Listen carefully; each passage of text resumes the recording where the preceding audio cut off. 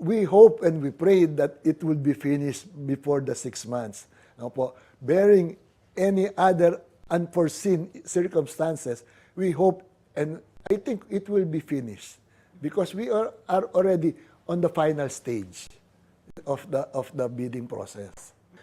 Pwede po namin imbitahan ng mayor para mag-witness, mag-observe po doon sa proseso ng bidding para po makita niya kung paano po ka-transparent at kung paano po namin inahanap ang ano po pinakabuti para sa mga Fernandino. Ay mas mahaba pa ang sumasali sa bidding na taon pa ang bibilangin bago ang aktwal na kontrata. Kung pong masyadong maaga ang pagbibid natin, kung hari po 2015, meron pa po tayong kontrata, katapos po magdadaan tayo po sa selection process, CSP po, no? Baka po walang mag-o-offer sa atin. Paano po? 5 years to go pa po. Yung pong mag-o-offer ako generator, sasabihin ko, bibigyan kitang presyo. Good for 5 years from now. Baka po mahirapan silang magbigay ng presyo, baka po nag-selection process time maaga-maga, baka po yung kung sino man po nagbigay, enter po ng CSP, dapat po rin timing. Ang nangyari nga ulit sa Meralco, ang San Miguel po, nagbigay po ng steady price. Hindi po niya in-anticipate yung gera sa Europe. Nung pong Hindi umano pinapayagan ng patakaran ng ERC ang negotiated ina niya na sumali sa bidding noong 2022.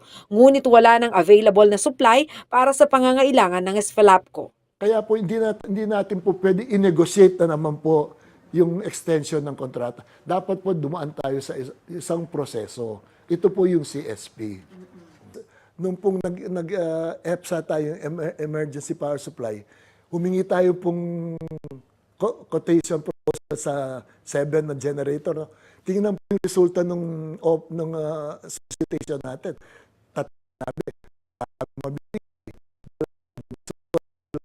ang nagbigay. No? At yung dalawa na yon ay call-based. Samantala, ipinakita naman ng Coast Jana Lumbang Parungaw, taga rito kasama nyo para sa TV36 News, atin to. Sa kaugnay na balita, naghain na raw ng motion for reconsideration ng San Fernando Electric Light and Power Company's Energy Regulatory Commission kaugnay ng 654 billion pesos ito sa uli sa mga consumer. Ayon ho kay Ginoong Jose Babes Lazatin, wala umano silang siningil na sobra dahil sumunod lamang daw sila sa regulasyon ng ERC na kung walang approved power supply agreement, ang singil sa kuryente ay dapat nakaayon sa NPC time of use rate. Ang sinasabi raw ng ERC na singil na dapat isauli sa mga consumer na nasa higit 6 na milyong piso ay ang systems loss charges at iba pang mga gastos sa transmisyon ng kuryente mula ho sa supplier patungo naman sa mga kabahayan. Batid umano ng ERC na ito ay hindi napunta sa Esfalapco kundi sa power generator at sa wholesale electricity stock market o WESM. Gustuhin man daw nilang mag-refund ay wala naman daw sa kanila ang pera na ipinababalik. Pinangahawakan daw ngayon ng Esfalapco ang kanilang karapatan na magtanong at depensahan po ang kanilang sarili sa ERC at sa korte. Gusto man po namin gawin yon, hindi po namin magagawa paano wala naman po sa amin yung pera. Para po gawin namin yung refund na yun, dapat po gamitin namin yung resources namin na mawawala sa ginagamit namin sa pagserbisyo po sa mga tao. Siguro po naman, meron naman kaming karapatan na magtanong bakit po ganon ang naging resulta ng refund. Kung po talagang umabot sa korte at sinabi po talagang wala kami magagawa, siguro po maghahanap kami paraan para po ma-fulfill namin po kung yun po talaga ang magugustuhan ng korte.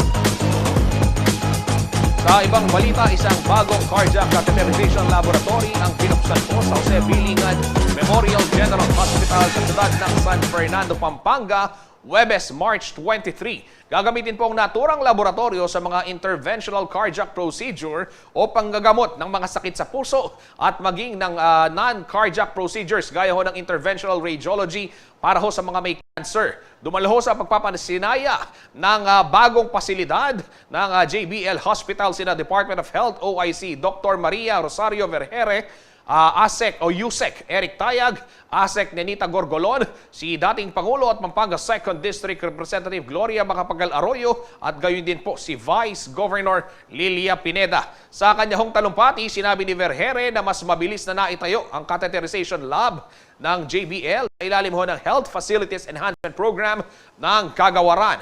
Asahan umano na patuloy na makikipagtulungan ng DOH sa mga lokal na pamahalaan upang higit na mapabuti ang healthcare facilities sa rehiyon. Target daw ng Kagawaran ng kalusugan na balang araw ay hindi na kailangan pang lumabas ng Central Luzon ang ating mga karehiyon para makapagpagamot.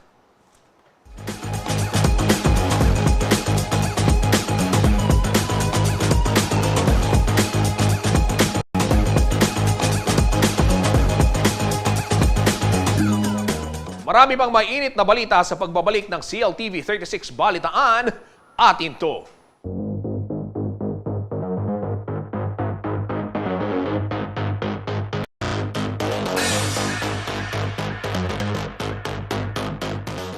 Nagbabalik po ang CLTV 36 Balitaan. Sumentro ho sa pasasalamat at paglalahad ng mga plano ang naging pagdiriwang ho ng 20th anniversary ng Metro Clark Waste Management Facility Corporation dito pong Biyernes sa Clark, Pampanga. Kabilang umano sa mga nais itulak ng naturang kumpanya ang pagtatayo ng isa pong waste-to-energy facility upang mabawasan ang dami ng basura at magkaroon ho ng panibagong supply ng kuryente sa rehiyon. May detalye si JM De Jesus. 20 taon na nakalilipas mula nang maitatag ang Metro Clark Waste Management Corporation o MCWM. Ito ang pinakamalaking operator ng Advanced Engineered Sanitary Landfill na gumagamit ng state-of-the-art German technology sa bansa na matatagpuan sa Capas, Tarlac. Nitong Biyernes, March 24, nagtipon sa Grand Ballroom ng Hilton Clark Sun Valley Resort ang mga opisyal ng MCWM kasama ang kanilang mga kliyente, mga negosyante, kinatawan ng iba't ibang lokal na pamahalaan at iba pang stakeholders para ipagdiwang ang 2 dekadang tagumpay ng nasabing kumpanya. Para ano muna ito? Upang maipakita ang pasasalamat ng MCWM sa kanilang mga nakatrabaho sa nakalipas sa 20 taon. But over the years, you saw we are growing constantly after a little bit struggle in the beginning and see where we are now. We are the main facility here in the Philippines. We are one of the best facilities actually in Asia, out of my experience working in a lot of countries in Asia. And of course, we are happy. Our staff, we have fantastic people here working on it. And I think even our clients are very happy with the service we deliver. Sineserbisyohan ng MCWM ang higit 150 local government units sa Central at Northern Luzon at higit 1,000 industry clients mula sa Clark at Subic. Sa kabila ng malawak na operasyon ay tinitiyak umuno ng MCWM na magpapatuloy ang maayos na waste management process na kanilang ipinairal upang hindi makasira bagkus makatulong pa sa kalikasan. Waste management is absolutely necessary and we have to improve it in the Philippines for sure. As you know, Philippines now is always blamed as a third biggest polluter of plastic waste in the ocean, and we need still more. It's very difficult in 8,000 islands, of course, but we have to improve more. We have to get the plastic out. We have to get away from being the most polluter, because even using recycling, every mines you use, it's still a long, long way. In Germany, we needed 40 years to get a status now. But we have a recycling quota of 40-60%. It's not 100%, and recycling is not a 100% solution. So you have to do what we are proposing for the future. You have to go in the next generation waste management, and I hope we can prove to the Philippine people again that we can do it. At upang higit umunong mapagserbisyohan ng mga komunidad sa North and Central Luzon, ibinida rin ng MCWM ang kanilang planong pagtatayo ng isang waste-to-energy facility sa 100 hektaryang pasilidad sa Kalangitan, Capas, Tarlac. Inaasahan umano maghahati ng naturang proyekto ng $220 million hanggang $250 million na investment sa bansa. Ng Waste to Energy project ng MCWM at ng kanilang partner na Plumbec Emirates. Sustainable way to handle the waste, and it is good for the country because if you look from outside to the country as an investor, you're looking what they are doing with the environmental, what they are doing with the population. And if you have a clean waste management system, you can show everybody it is on international level. You can show everybody it is. The goal is to clean the country, to make it usable for all population in the country. Oras na maitayo, mababawasan daw ng 70% ang basurang itinatapon sa Kalangitan landfill at pwede ito maging source ng kuryente sa rehiyon. The process brings out electricity, brings out heat, which we can change in cooling, provided to companies here in the region, brings jobs, and at the end there's a small amount of slag which we can use in road construction or everything, and a very small amount of ash, it has to be stored. So this means we are using waste as a raw material, which is making it very sensible to do it. Nangako naman ng MCWM na hindi sila hihinto sa paghahanap ng mga alternatibo at kapaki-pakinabang na paraan upang mapanatiling malinis at maayos ang bawat lugar sa North at Central Luzon. Ako si JM De Jesus, taga rito kasama nyo para sa CLTV 36 News. Atin to!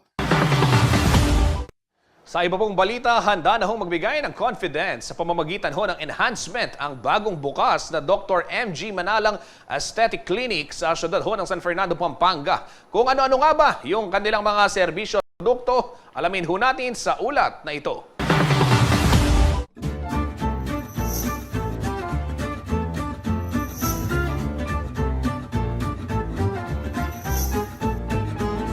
Hindi inakala ni Dr. Melvin Manalang ng siyudad ng San Fernando, Pampanga na tatahakin niya ang larangan ng medisina dahil siya'y nanggaling sa isang simpleng pamilya. Naging scholar si Doc Melvin noong kolehiyo at nakapagtapos ng medisina sa De La Salle University noong 2019. Matapos ay nag-specialize siya sa aesthetic medicine and surgery sa Pan Pacific Aesthetic Institute. Kwento ni Doc Melvin, ang kanyang hindi magandang karanasan noong kabataan ang naging sandata niya upang abutin ang kanyang pangarap. And then why did I choose this specialization? Why do I like to beautify people and boost their confidence? The reason is bullying. Nung high school and during elementary, subject talaga ako sa bullying ng mga... Kung makita nila ako, they will recognize me, of course. Because of the appearance, ganyan, di ba? Meron mga ganun kasi. So, na-realize ko na I don't want other people to go through the same problem, to go through the same difficulty. So, I'm here to help them out. Matapos mag-practice sa Metro Manila ay nagdesisyon si Doc Melvin Manalang na umuwi na ng Pampanga para magtayo ng sariling clinic sa siyudad ng San Fernando. March 23, 2023, nang formal na buksan Dr. MG Manalang Aesthetic Clinic na matatagpuan sa ZMP Building, Villa Corazon, Barangay San Agustin.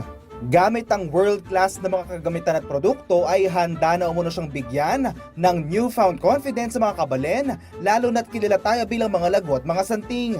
Well, here we have what we call M-shots. Well, basically it's IV nutrition therapy, different combination of medication na may iba't ibang benefit from whitening, anti-aging, antioxidants, immune boosting, etc.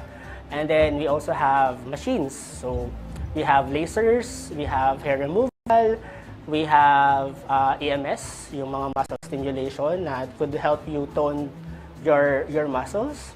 So meron din tayo mga machine to help in tightening your skin, and then which can help also reduce fats and yung mga stubborn fats. We can do that here. Aside from the I'm a cosmetic surgeon, we can do surgeries. I can do the consultation here. And then kung malaking surgery, we can do it in the other facilities that I am affiliated with. So yun, I can do rhinoplasty, I can do blepharoplasty, tummy tuck, liposuction, etc. Nagpaalala rin si Doc Melvin sa kahalagahan ng paglapit sa mga eksperto pagdating sa proseso ng enhancement. Yung mga ganung procedure should be done by licensed medical doctors. hindi licensed nurse, no offense to other professions ha, hindi licensed or certified esthetician, hindi part ng trabaho nila yon.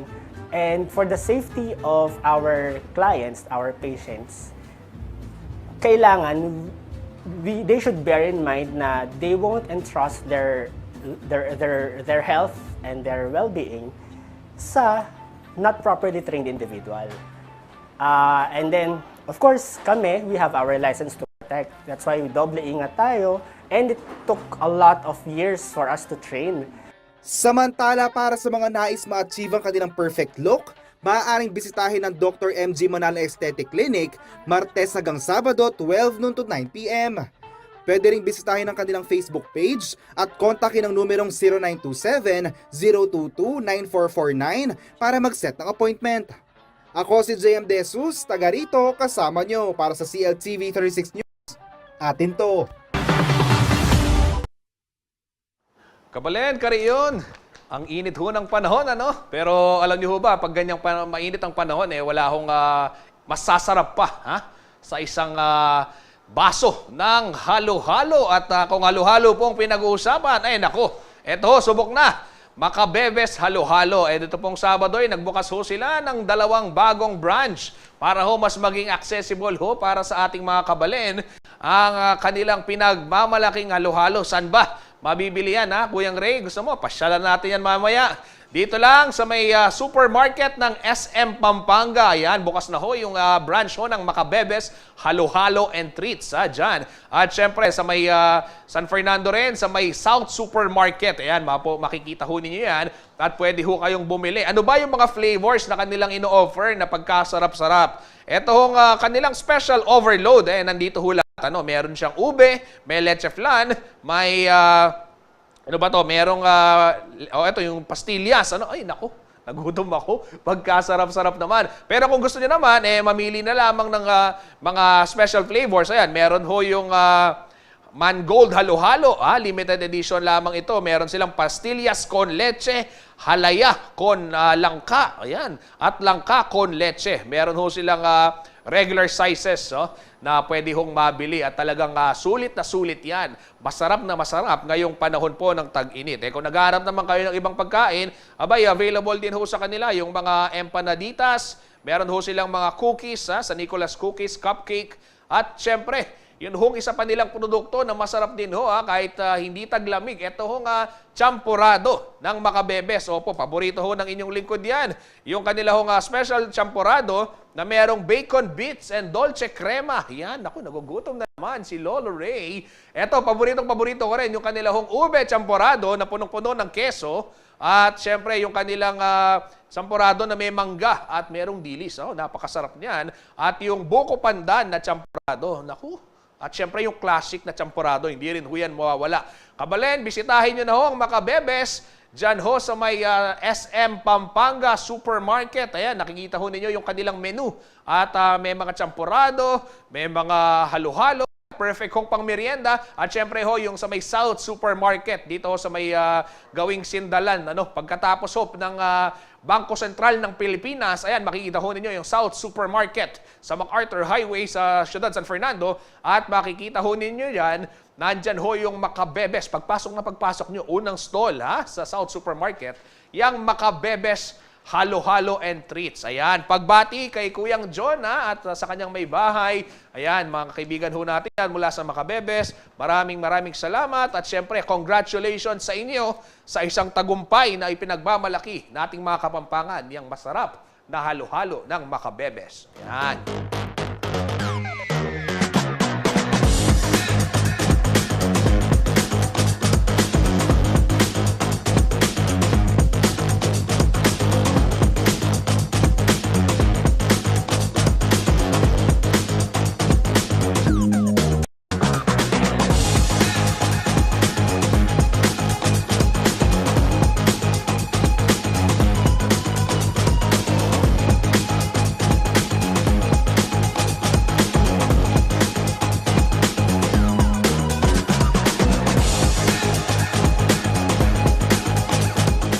Manatiling nakatutok at magbabalik ang CLTV 36 Balitaan, atin to.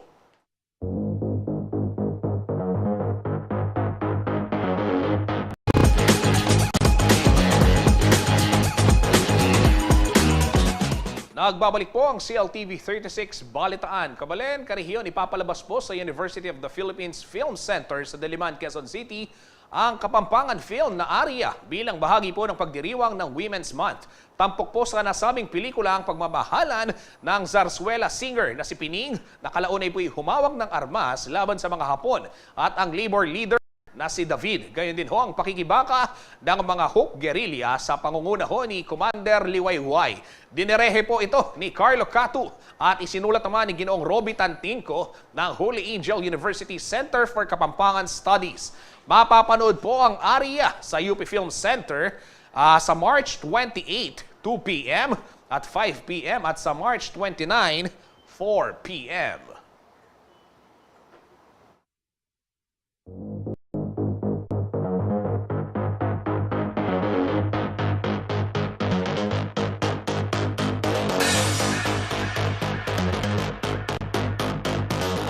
Sa ibang balita, itinanghal po ng Sinukuan Kapampangan ng Panata at Panalangin 12 sa Archdiocesan Shrine of Apong Mama Kalulu, Angeles City. Nitong Sabado, March 25, ang produksyon po na idinirehe naman ni Peter De Vera ay nagpapakita ng tradisyon at pananampalataya ho ng mga Kapampangan at tuwing mahal na araw. Maaari pang mapanood ang pagtatanghal po ng Panata at Panalangin sa April 2 at April 8 sa Marquee Mall, Angeles City.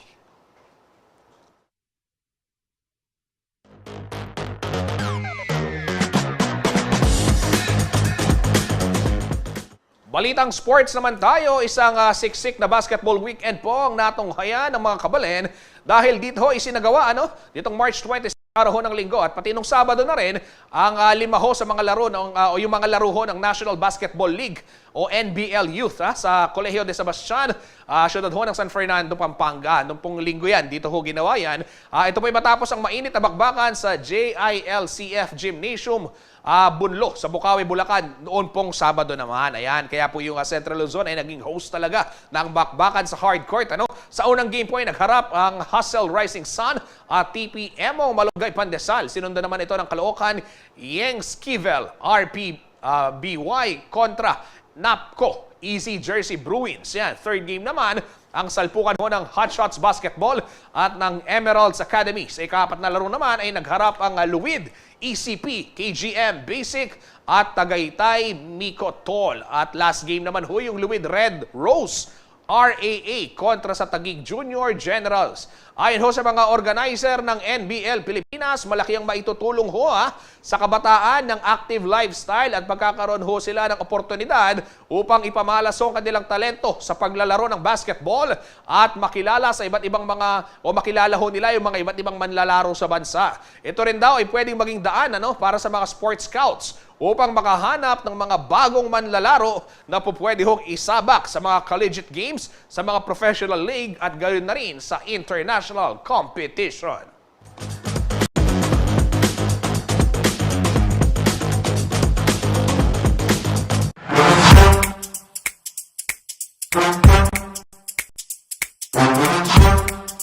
Ako tuluyang magpaalam, bigyang daan muna ho natin ang ating topic question of the day. Ayan, para ho sa mga naghahanda na ng kanilang bakasyon ngayong paparating na mahal na araw at syempre ho yung mga babiyahe rin dahil long weekend Ayan, ano ang lagi mong dala tuwing ikaw ay magbabakasyon? Ayan, may mga komento ba? Wala pang komento yung ating mga Karehiyon. Ayan, mga kabalen, mga Karehiyon, mag-comment na ho kayo. Ikaw ba, Kuyang Arvin, ano ba ang lagi mong dala tuwing kayo nagbabakasyon? Ako basta may dala ko yung mga gamot ko, alam niyo naman ho, bilang may alta presyon ho ang inyong lingkod, kailangan yung maintenance medicine natin, hindi nawawala yan, At syempre, para ho sa mga babiyahe, importante rin ho na meron kayong first aid kit, Meron ho kayong gamot sa sakit ng tiyan, sakit ng ulo, o kaya naman para ho sakit sa hilo sa biyahe, at mga band-aid, benda, napaka-importante ho niyan. Madalas hindi natin masyadong iniisip, wag naman sana, pero maganda na ho na nariyan at hindi natin kailanganin kaysa naman sa kailanganin natin at wala, So napaka-importante. Para ho sa akin, first aid kit, lalong-lalo na yung gamot ko sa alta presyon. Ayan. Samahan ho natin mamaya si Kuyang Jody para pag-usapan pa yung mga bakasyon at ang kanyang magiging bisita na si Rachel Diaz, ang Miss Queen of the World. Ayan, masayang talakayan yan. Mamaya, ayan, si Miss Rachel Diaz ang tinanghal pong Miss Queen of the World 2023. Abangan ho natin yan sa Top Pick. At yan po mga balitang nakalap ng CLTV 36 Balitaan. Para ho sa karagdagang detalye, maaari ho ninyong i-follow ang aming mga social media pages. Yung ating Facebook, Instagram, TikTok at YouTube at CLTV 36 Official. At CLTV 36 News sa Facebook. Yung Twitter naman, CLTV 36 and at CLTV News. Pwede rin ho kayong bumisita sa ating website, www.cltv36.tv. At kung kayo ho'y nanonood naman ng telebisyon, abay, nationwide available ho tayo sa Signal Channel 115, dito po sa Central Luzon sa ating 39 cable partners at maging sa Free TV Channel 36. Kasama po ang buong puwersa ng CLTV 36 News and Current Affairs. Ako po si Justin Dizon, taga rito, kasama nyo para sa CLTV 36 Balitaan, atin to.